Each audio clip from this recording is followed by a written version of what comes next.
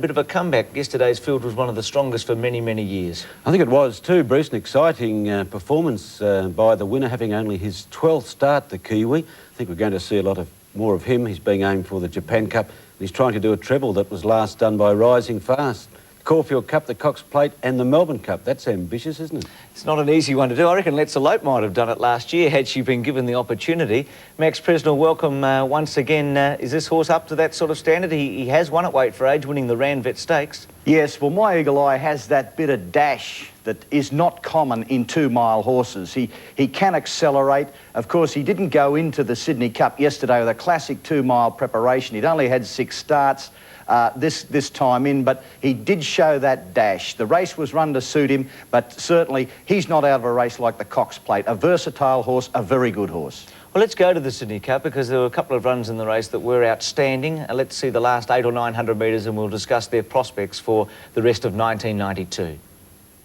My Eagle Eye is bailed up on the fence as they near the turn. He struck a spot of bother there. Demerit's about 7 lengths off the lead as they come to the 600 mark, followed by Actor Weight, and then Just a Dancer, and Prince Hayes has dropped out last, and it's a packing field as the Cup field nears the turn. Melko, the leader from our Manavore, Ali Boy on the outside, and then Brashy and Magnolia Hall, followed by Equidity, Cool Reception. Further back is Valdano, and then Castletown, Just a Dancer, and Demerit is just on the inside of Just a Dancer as they top the rise. It's Melko in front of Ali Boy, our Manavore, Equidity trying to pick them up. My Eagle Eye is now getting into the clear, and further out Just a Dancer. Demerit can't win. My Eagle Eye is bullocking through in the centre. My Eagle Eye reached the lead in the shadows of the post, and My Eagle Eye draws away to win the Sydney Cup over Equidity second. Third either Castletown or Melko, and Actor Weight close up with...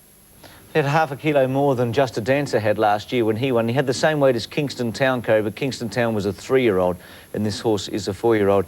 Max made a good point. The race was run to suit him. A dash home and his class came through.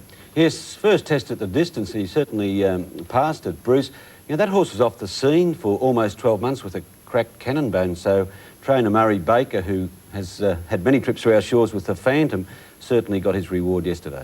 Max, what about Castletown? We should mention his performance. He had a lot of weight yesterday. He's a proven 2-miler. He's an exceptional horse, isn't he, over that distance? Yes, he ran his normal gallant race, but Bruce, don't leave the Sydney Cup without mentioning one man, Grant Cooksley.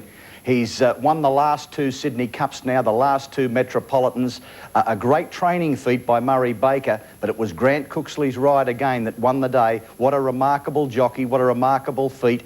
I can't say the same for Jim Cassidy on Demerit. I don't think he rode Demerit all that well. The victim of circumstances, perhaps because Demerit was checked in the straight, didn't cost him the race, but I thought Jim gave too much start on a lightly weighted race and a lightly weighted horse in a slowly run race. I just wonder, he wasted during the week. He rode Rough Habit to victory earlier in the day, whether that had taken something off the edge of Cassidy. Gee, it certainly hadn't, Bruce, for the Rough Habit ride. That was a punishing finish, and Cassidy had to be very fit to get Rough Habit to the line. Yeah, he did. Max, what was the feeling in Sydney during the week, that Jim was trying to bite off more than he could chew? I know that's a bit of a pun because he wasn't eating at all. No, like Jim can handle that aspect of it.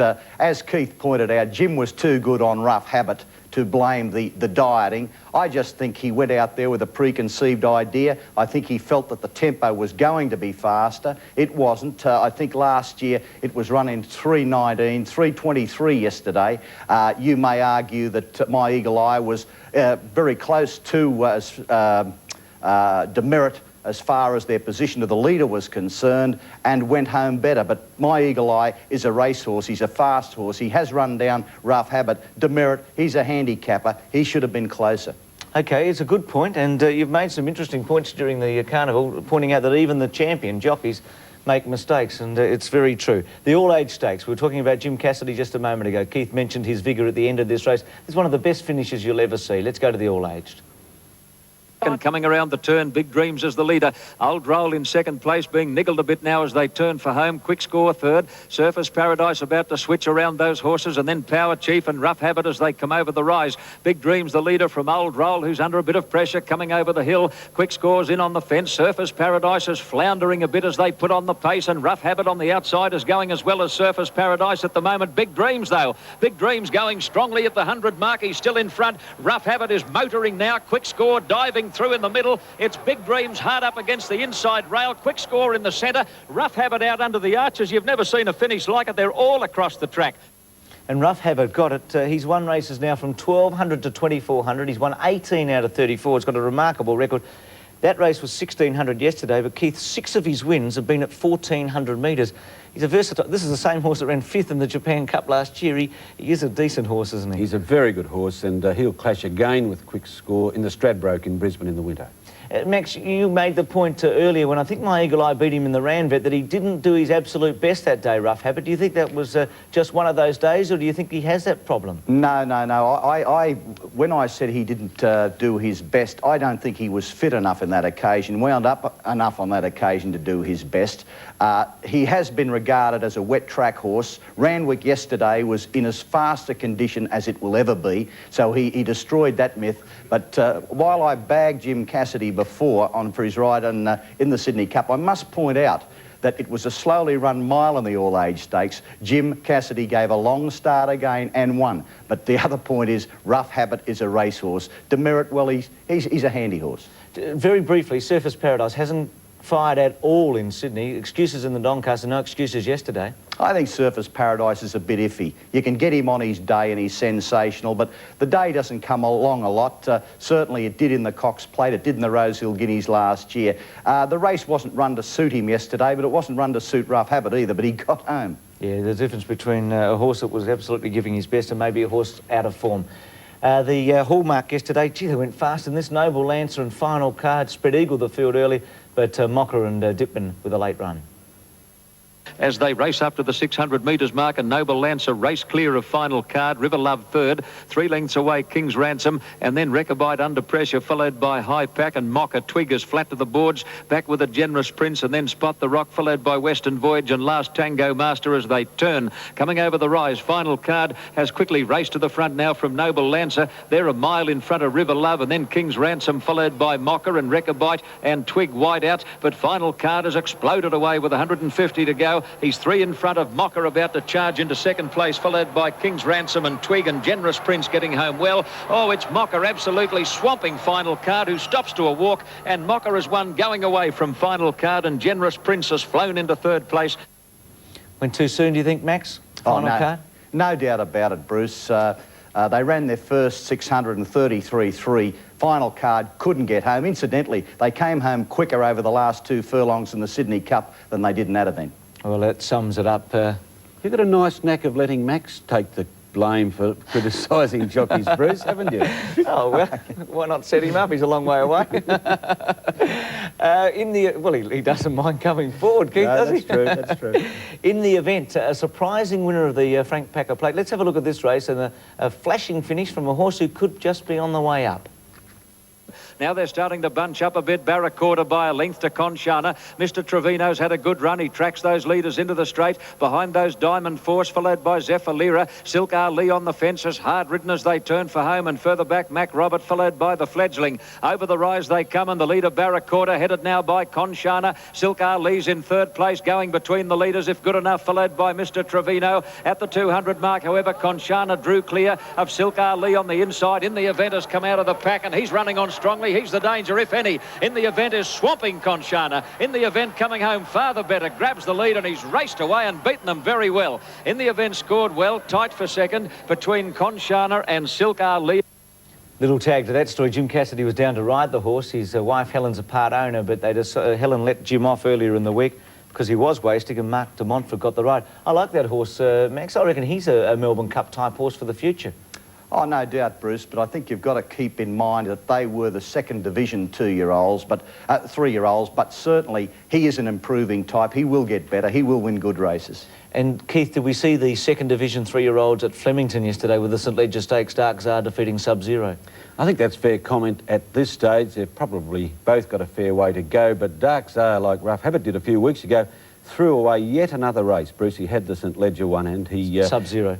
Sub-Zero. Yeah. he managed to turn victory into defeat. Yeah, it's just hanging in again. Gee, Peter Hutchinson's had some sort of a week. He Three group wins in a week. Yeah, including the Oak Stakes Group 1. It was a good ride again yesterday.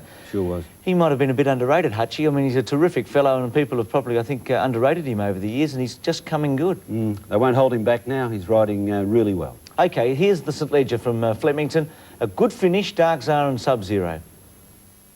Up towards the home turn, they've got 700 metres left to go on the Ledger, and Bo Aaron by a half length in advance now.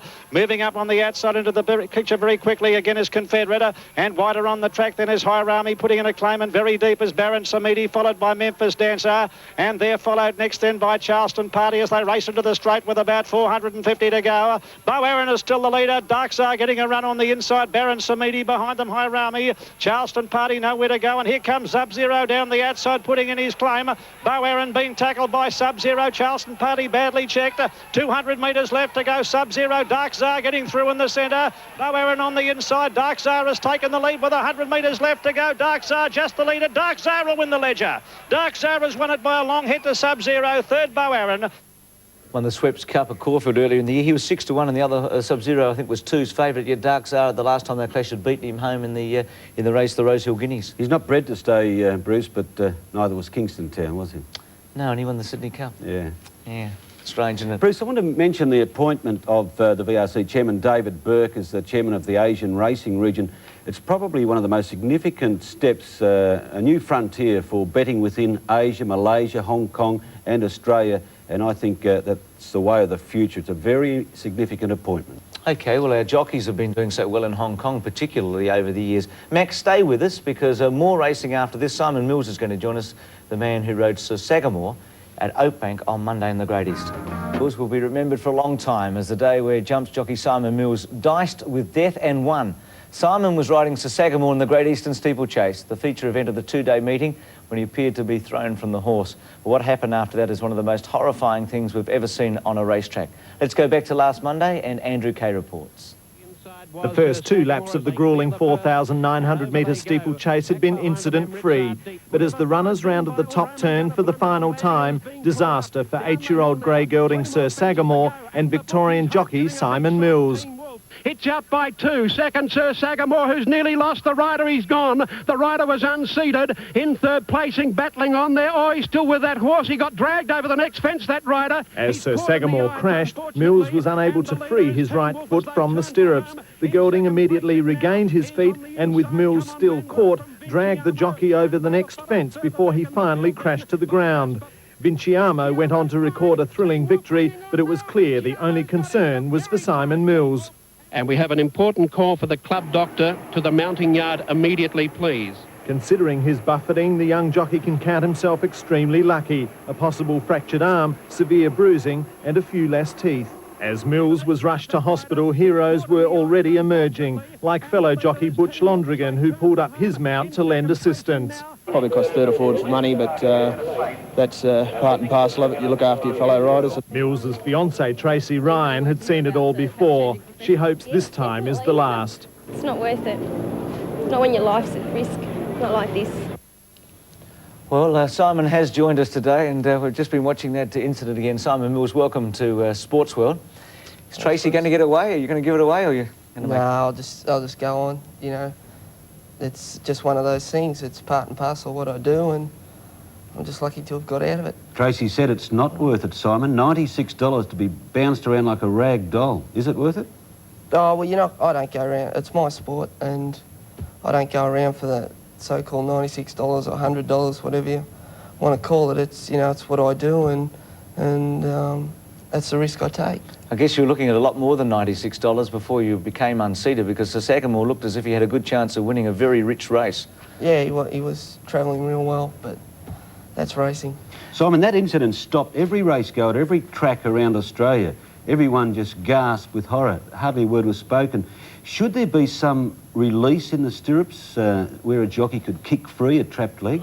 Well, you know, I'm not really in a position to say, but I know what I'd rather do. I'd rather go back out and do what I've been doing for, you know, all my life. It's, I've always, if I've ever had a fall, I've always come free. It was just one of those things where, you know, my foot, it got in a position where it just didn't come free, and it was just one of those freakish things. But no, I probably wouldn't want to wear what the new type of stirrup they're trying to bring forward. It's you know, because you could go through a race. A lot happens through a race that people don't understand from like watching in their TABs and whatnot. And you know, if it was to open up halfway through a race and you were still on the horse, well, you're in a bit of strife if you're still on him and you've got your irons sort of come away anyway. Sure.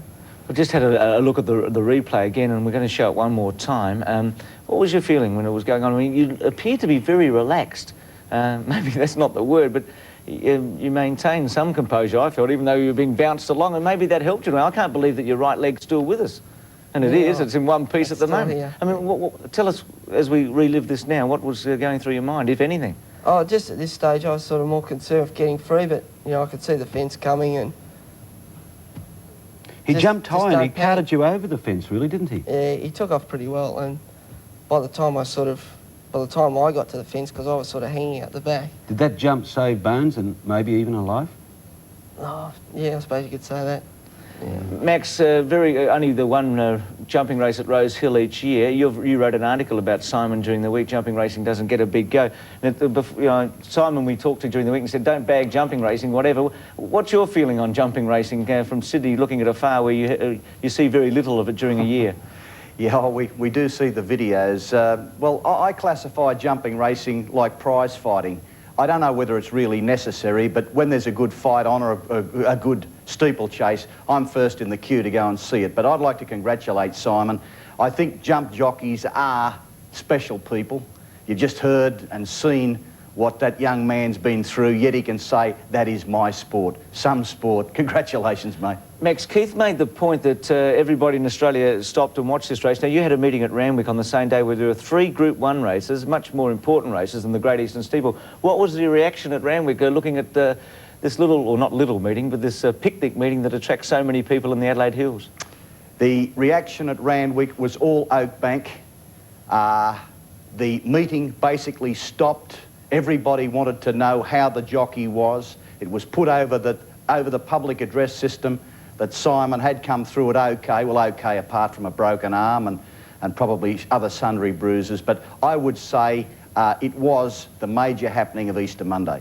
And Keith, they brought out the Hessian screen. Now, when they bring that out, usually it means, unfortunately, that a horse is going to be put down. They brought it out for Simon. It must have been a worrying moment. I think you're using a bit of poetic licence there. But I tell you what, my heart missed a beat when that jump was coming up. I don't know how yours was, Simon. No, it was beating, I can tell you. But as I said, it's just part of what I do, and, you know, I'll just go on from here. Butch Londrigan and the part he played, we've had him on just a moment ago saying that my mate's life is more important than running 3rd or 4th in a Great Eastern. Oh, look, I'm indebted to David. It just goes to show we're all the same out there, and we all feel the same about the sport. We all love it, and if any of our fellow riders are in trouble, as you could see from the video replay, you know, David was the first one to just give the race away and concentrate on one of his friends. Bruce, it's a sport that Simon's good at too. He's currently the leading jumps jockey in Victoria. He started off as an amateur. You didn't do an apprenticeship, did you? No, that's right, yep. I went around the amateur circuit for a few years, and then I'd done what I want there, and I couldn't sort of do any more, so I applied for a professional licence. And are you in an apprenticeship as a plumber, is that correct? Yeah, that's right. I'm 4th year apprentice with Gibbs Plumbing in Gisborne. Why not?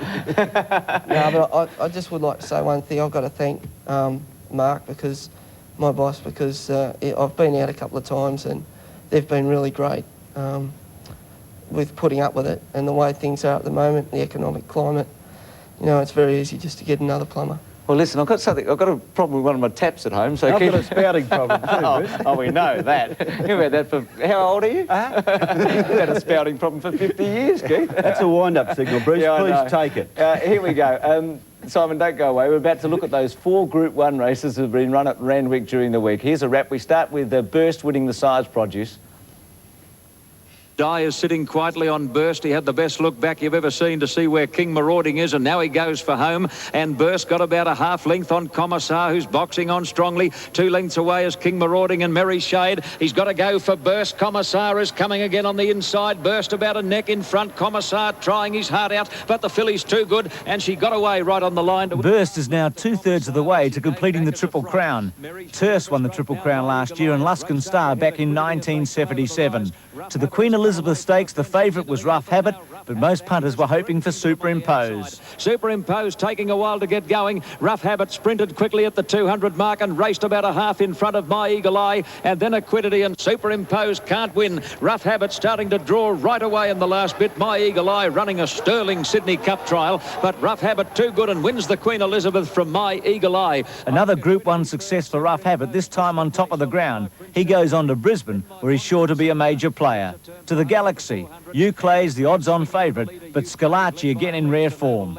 Scalacci trying to bullock out of a pocket. Street Ruffian's gone, and then Yellow Lad and Friends Venture. Euclay's going strongly at the 200 mark. Scalacci is coming after him now. Dittman goes for the whipper. Scalacci ranges alongside. Oh, Friends Venture is rattling down the outside, but Scalacci shot clear close to home, and he's drawing away and is going to win well. Scalacci wins the Galaxy. Scalacci is now upstage Placid Arc, winning the Big Three in Melbourne, the Lightning Stakes, the Oakley Plate, the Newmarket, and the Galaxy in Sydney in the one season. To the Oaks. Clear on top of the rise, and Sea Rhapsody hit the front in the Oaks, but My Brilliant Star has burst through in the centre. My Brilliant Star shot to the front past the 200 mark over Sea Rhapsody, and then Swiss Cotton, Many Hands, and Regal Sea getting home well, but My Brilliant Star is annihilating them, racing away in the last bit and scores easily. My Brilliant Star won the Oaks, Swiss Cotton second, third Regal Sea.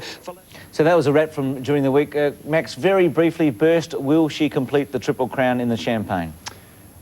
That's difficult, but without knowing the field, the barrier positions, nor the state of the track, I'd say yes. OK, she is the one to beat. We'll see you next week, Max. Keith Scalacci, is he better than Placid Arc?